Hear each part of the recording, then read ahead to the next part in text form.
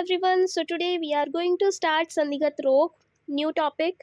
इसमें क्या बोला गया है, संधिगत रोग की संख्या क्या है, क्या क्या उसका एक्सप्लेनेशन है, डिटेल में जानेंगे. कौन कौन से रोग होते हैं, क्या क्या उसके फीचर्स बताए हैं, लक्षण क्या क्या बताए हैं, किसमें क्या चिकित्सा करनी चाहिए, ये सब हम आज की वीडियो में देखेंगे. तो संधिगत रोग क्या है, संधिगत रोग की संख्या क्या है. संधिगत रोग की संख्या होती है 9. आचार्य सुश्रुत ने भी यही बताई है, आचार्य वाग्भट ने भी यही बताई है. अब इसके नाम देखते हैं क्या क्या है. पुए, अलस, उपनाहा, 4 प्रकार के स्राव, परवड़िका, अलजी, कृमि ग्रंथि. वाग्भट ने क्या क्या बोला है. जल स्राव, कफ स्राव, रक्त स्राव, पुए स्राव, उपनाह, पर्वणी, अलजी, पुएलस, कृमि ग्रंथि. याद करेंगे क्या क्या है. पुएलस है, उपनाह है, 4 प्रकार के स्राव है, परवड़िका है, अलजी है और कृमि ग्रंथि है. पुएलस, उपनाह, 4 प्रकार के स्राव, परवड़िका, अलजी, कृमि ग्रंथि. देन आते हैं पुएलस पे. पुएलस में क्या बोला है. पक्व शोफ संधिजः संस्रवेदः यह सांद्रम पूयम पूति पुएलसः. क्या बोला है. नेत्र की संधि में शोफ होकर पाक के पश्चात गाढ़ा दुर्गंधित पुए स्रवित होता है. कैसा. सांद्रम पूयम पूति. कैसा होता है पुए स्राव. सांद्रम पूयम पूति. नेत्र की संधि में शोफ होकर पाक के पश्चात गाढ़ा दुर्गंधित पुए स्रवित होता है. पक्व शोफः संधिजः संस्रवेद्यः सांद्रम पूयम पूति पुएलसः. देन इसके बाद वाग्भट क्या बोलते हैं. पुए अल्सो व्रण सूक्ष्म शोफ संरंभः पूर्वकः. पुए अल्सो व्रणः सूक्ष्मः शोफ संरंभ पूर्वकः. सूक्ष्म शोफ संरंभ पूर्वकः. सुश्रुत ने क्या बोला है. पक्वः शोफः संधिजः संस्रवेद्यः सांद्रम पूयम पूति पुएलसः. देन वाग्भट क्या बोल रहे हैं. सूक्ष्मः शोफ संरंभ पूर्वकः. इसके बाद आते हैं कि ये क्या होती है. त्रिदोषज साध्य व्याधि होती है. क्या होती है. त्रिदोषज साध्य व्याधि. त्रिदोषज साध्य व्याधि. देन इसके बाद चिकित्सा देखते हैं. चिकित्सा क्या बताई गई है. पुएलस. इसके अगर आपने चिकित्सा की दृष्टि से अभी वीडियोस नहीं देखा है, जो प्रीवियस पढ़े हुए हैं वो आप देखो पहले, उसके बाद ये देखना, क्योंकि उसमें मैंने पूरा क्लासिफिकेशन बताया है कि कैसे कैसे क्लासिफिकेशन होता है रोगों का. तो उसमें बताया है कि पुएलस जो होती है वो वेद्य साध्य व्याधि है. क्या है. उसमें वेधन कर्म कराते हैं, वो वेद्य साध्य व्याधि है. इसके बाद इसकी चिकित्सा देखते हैं. पुएलस क्या होता है. रक्त मोक्षण होता है, जिसको हम शोणित मोक्षण भी कहते हैं. उपनाह कराते हैं और कृत्स्नो विधि. क्या कराते हैं. कृत्स्नो विधि. देन इसके बाद क्या बोला है. कासीस सैंधव लवण और अदरक को शहद के साथ पीसकर अंजन करें. क्या बोल रहे हैं यहाँ पे. कासीस को, सैंधव लवण को, अदरक को शहद के साथ पीसकर अंजन करें. किसको. कसा. हम कैसे याद करेंगे इसको. कसा से, यानी कासीस, सैंधव और अदरक. इसको शहद के साथ पीसकर यानी मधु के साथ पीसकर हमको अंजन करना है. ठीक है. और फिर जो लास्ट चिकित्सा होती है, मतलब पुएलस रोग के शांत ना होने पर अंत में, यानी सबसे लास्ट, जब पुएलस किसी भी चीज़ से शांत नहीं हो रहा है, तो हमको क्या कराना है. तो हमको कराना है सूक्ष्म शलाका से दाह कर्म. सूक्ष्म शलाका से दाह कर्म. क्या कराना है. दाह सूक्ष्म शलाक्या. दाह सूक्ष्म शलाक्या. देन अब हम आते हैं उपनाह. क्या है नेक्स्ट टॉपिक. नेक्स्ट है उपनाह. सबसे पहले हमने पढ़ा पुएलस. हमने सुश्रुत के अकॉर्डिंग भी देखा, वाग्भट के अकॉर्डिंग भी देखा, चिकित्सा भी देखी उसकी. देन अब आते हैं हम उपनाह पे. उपनाह पे ठीक है. क्या बोला गया है. ग्रंथि नाल्पो दृष्टि संधाव अपाकः कंडु प्रायो निरुजस्त उपनाह. ग्रंथि नाल्पो दृष्टि संधाव अपाकः कंडु प्रायो निरुजस्त उपनाह. तो इसमें क्या बोल रहे हैं कि नेत्र की दृष्टि संधि में बड़े आकार की तथा नहीं पकने वाली, प्रायः कंडु युक्त और वेदना रहित कैसी होती है. कंडु प्रायो होती है और निरुजस्त उपनाह यानी कि वेदना रहित ग्रंथि होती है, उसे हम उपनाह कहते हैं. क्या है. ग्रंथि नाल्पो दृष्टि संधावापाकः कंडु प्रायो निरुजस्त उपनाः। क्या है? कंडु प्रायो निरुजस्त उपनाः। देन वाग्भट क्या बोलते हैं? वाग्भट ने यहाँ पे बोला है छार बुद्बुद कोपम। ये AIA PGT 21 में भी क्वेश्चन पूछा गया है, छार बुद्बुद कोपम। छार बुद्बुद कोपम किसका लक्षण है? उपनाह का लक्षण है। क्या है? छार बुद्बुद कोपम। अब इसको हम कैसे याद कर सकते हैं कि उपनाह यानी कि गर्म चीज़ है कोई, ठीक है। जैसे कि हम पानी को उबालते हैं, पानी को उबालते हैं तो उसमें क्या होता है? बुदबुद यानी कि बुलबुले, बबल्स होते हैं ना, बबल्स होते हैं। तो वो क्या है? छार बुद्बुद कोपम। उपनाह छार बुद्बुद कोपम। देन ये क्या है? उपनाह जो है वो कफज साध्य व्याधि है। क्या है?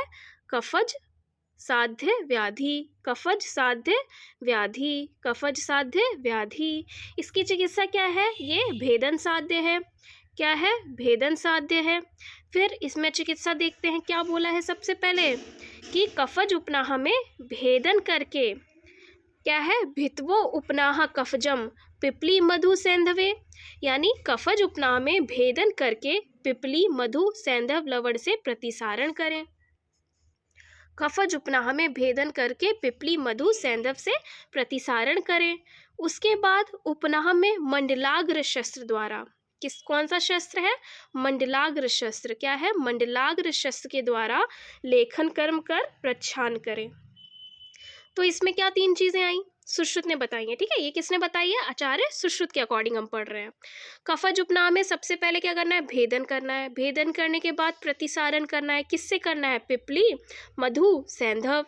देन उसके बाद मंडलाग्र शस्त्र से वहां पे लेखन करने के बाद प्रच्छान करना है, ठीक है। लेखन कर्म करने के बाद ही प्रच्छान कर्म करें। तो कफज उपनाह में भेदन करके पिपली मधु सैंधव लवण से प्रतिसारण करें। देन मंडलाग्र शस्त्र द्वारा लेखन कर्म कर प्रच्छान करें। अच्छा, पुएलस में क्या चिकित्सा थी?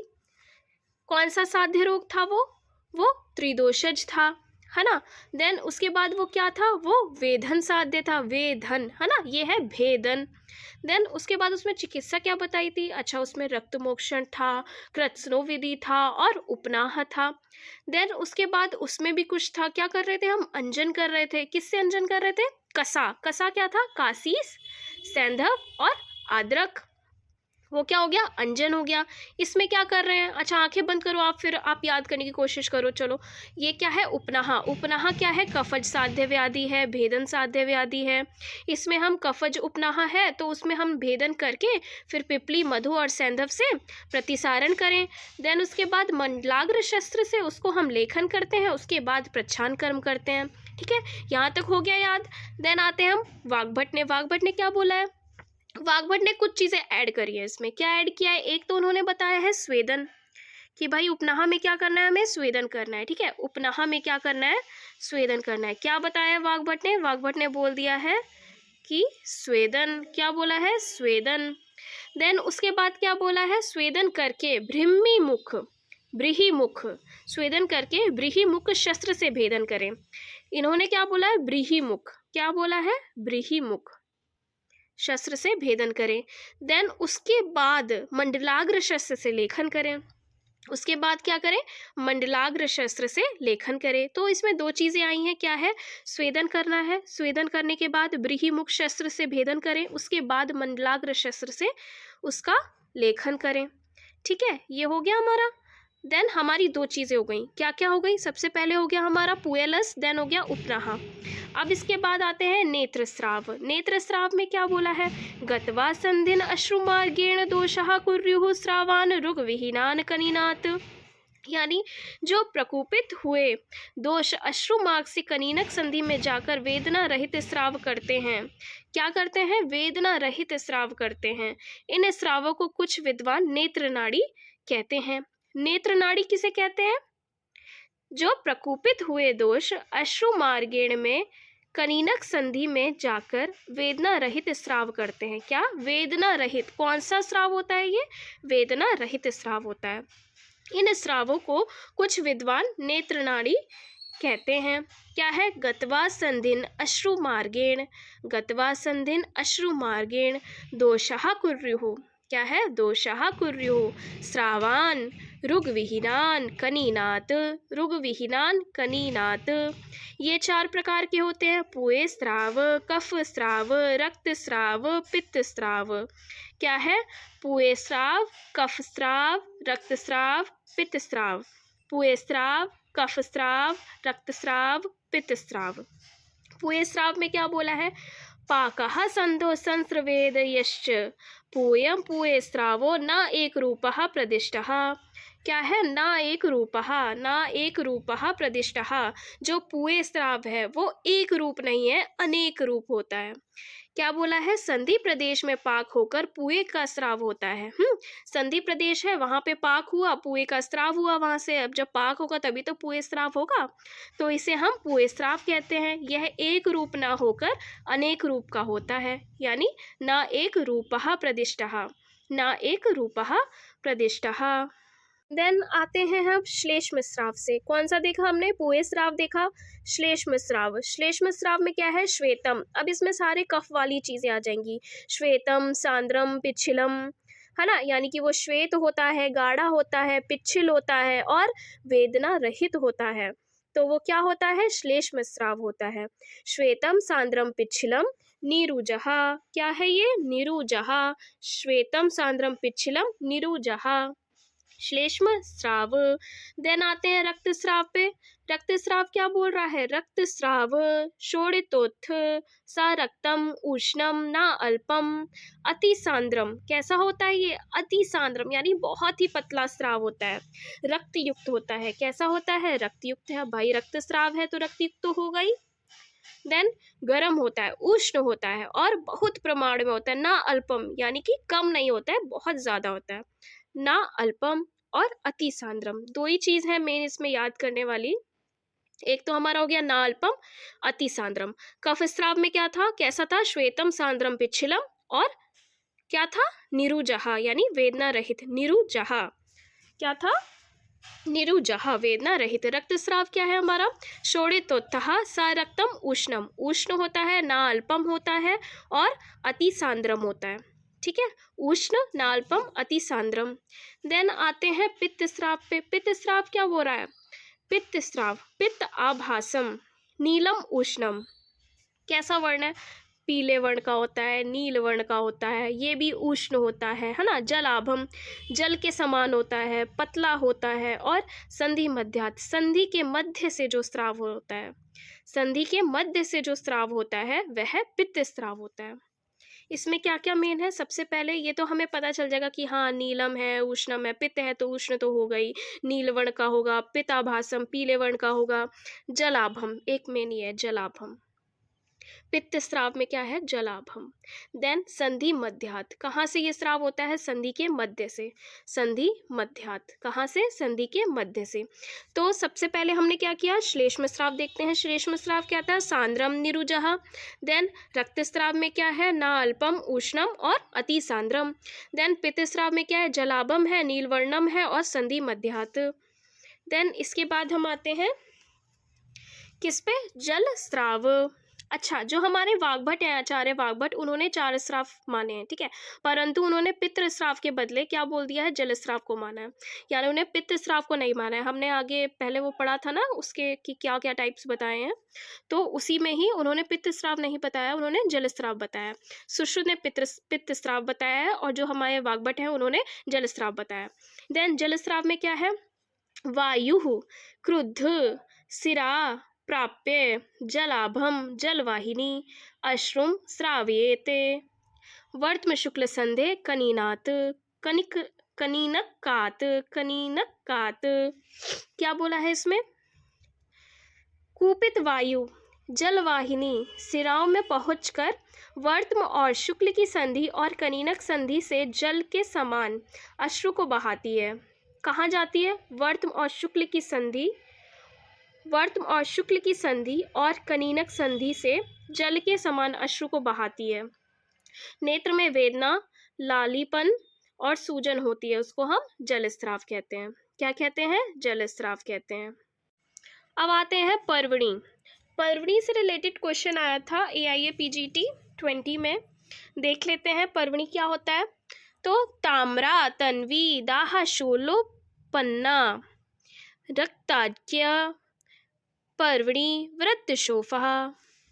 रक्त की विकृति से शुक्ल कृष्णगत संधि, क्या आ गया इसमें? शुक्ल कृष्णगत संधि में ताम्रवर्ण को पतला गोल शोथ होता है, यानी ताम्रवर्ण का पतला गोल शोथ होता है, जिसमें दाह व शूल होता है, उसे हम पर्वणी कहते हैं। दाह और शूल होता है, उसे हम पर्वणी कहते हैं। क्या है? ताम्रा तन्वी दाहशूल उत्पन्ना। ठीक है, ताम्रा है, तन्वी है, दाहशूल उत्पन्ना, इतना याद करना है हमें। ताम्रा तन्वी दाहशूल उत्पन्ना वृत्तशोफः। क्या है? वृत्तशोफः। ताम्रा तन्वी ताम्रा तन्वी, तन्वी मतलब तनु, ठीक है, पतला। ताम्रा तन्वी दाहशूल उत्पन्ना, दाहशूल को उत्पन्न करने वाला, और वृत्तशोफ कैसा होता है? वृत्तशोफ। ताम्रा तन्वी दाहशूल उत्पन्ना वृत्तशोफः। ये हो गया हमारा। अच्छा, ये क्या है? ये हमारी रक्तसाध्य व्याधि है, ठीक है। और आचार्य वाग्भट ने क्या बोला है इसके लिए? मुदगोपमा भिन्ना, मुदगोपना भिन्ना, मुदगोपमा भिन्ना, यानी मूंग के बराबर पीड़िका को पर्वणी कहते हैं, तथा फूटने पर इसमें से रक्त बहता है ना। जब ये भिन्न हो जाता है तो उसमें से रक्त बहता है। मुदगोपमा भिन्ना, मुदगोपमा भिन्ना, बस इतना इंपॉर्टेंट है इसमें। देन इसकी चिकित्सा देखते हैं। ये तो छेद्य साध्य व्याधि है। इसके बाद आता है इसकी चिकित्सा। चिकित्सा क्या है? चिकित्सा पढ़ते हैं। शुक्ल कृष्णगत संधि में स्वेदन के पश्चात बड़िश शस्त्र, क्या बोला है? बड़िश शस्त्र से आगे वाले तृतीयांश भाग को पकड़कर खींचकर रखें। तो एज्यूम करते हैं, एक क्या है? शुक्ल कृष्णगत संधि है, ठीक है। उसमें क्या करा? शुक्ल कृष्णगत संधि है, उसमें हमने किया स्वेदन। सबसे पहले हमने स्वेदन कर दिया, उसके बाद बड़े शस्त्र लिया। तो शुक्ल कृष्णगत संधि के तृतीयांश भाग को, मतलब आगे वाले तृतीयांश भाग को पकड़कर खींचकर रखें, ठीक है। उसको हमने रख लिया, बड़ी शस्त्र से उसको हमने पकड़ लिया। देन फिर क्या है? फिर क्या है? अग्रभाग के आधे भाग को शस्त्र से काट दे।